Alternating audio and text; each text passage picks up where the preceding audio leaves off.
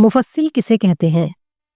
किसी नगर का मुख्य चौराहा, मुख्य भाग, नगर का नाम या केंद्रस नगर के आसपास की जगह। राइट आंसर है केंद्रस नगर के आसपास की जगह को मुफस्सिल कहा जाता है।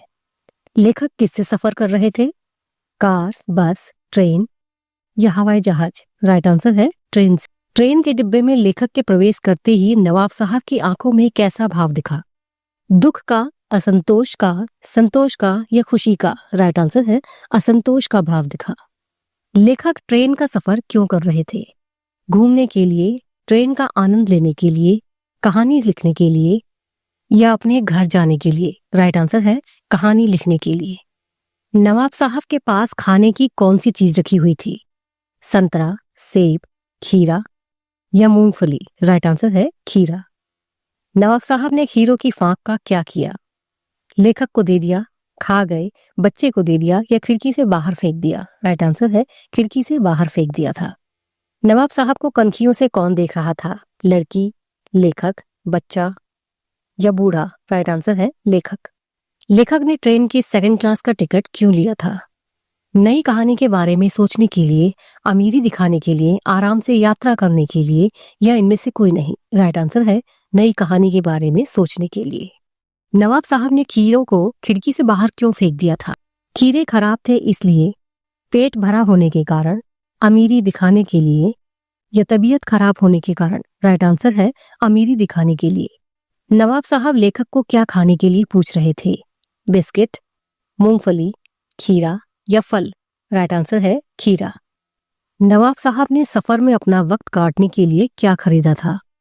किताब, पत्रिका, अखबार या खीरा? राइट आंसर है खीरा।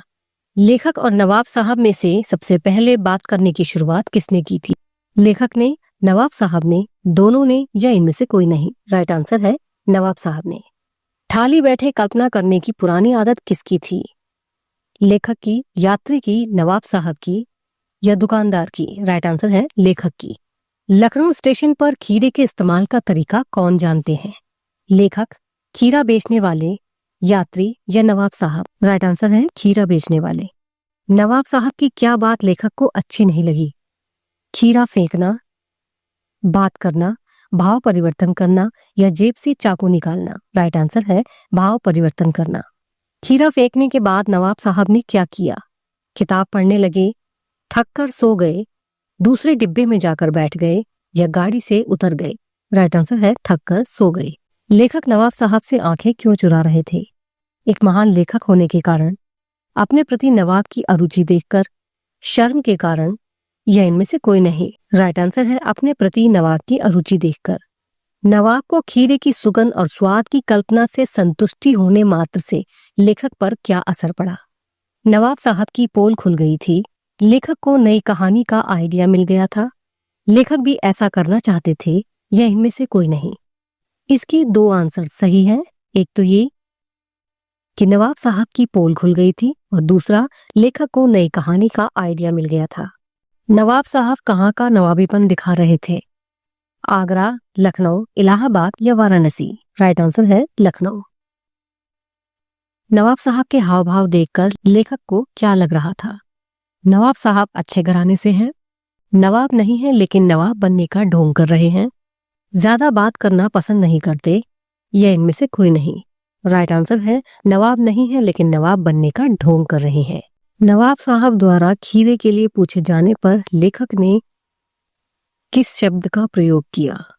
शुक्रिया, धन्यवाद, आदाबर्ज या किबला? राइट आंसर है शुक्रिया। लेखक गाड़ी में बैठे हुए किस बात पर गौर कर रहे थे? सफर पर, अपनी कहानी पर, नवाब साहब की हरकतों पर या नवाब साहब के खीरे के इस्तेमाल पर? राइट आंसर है नवाब साहब के खीरे के इस्तेमाल पर। नवाब साहब की खीरा खाने के अंदाज से लेखक पर क्या असर पड़ा? लेखक खीरे को नापसंद करने लगे, लेखक को खीरे पसंद आने लगे, लेखक के ज्ञान चक्षु खुल गए या इनमें से कोई नहीं? राइट आंसर है लेखक के ज्ञान चक्षु खुल गए थे।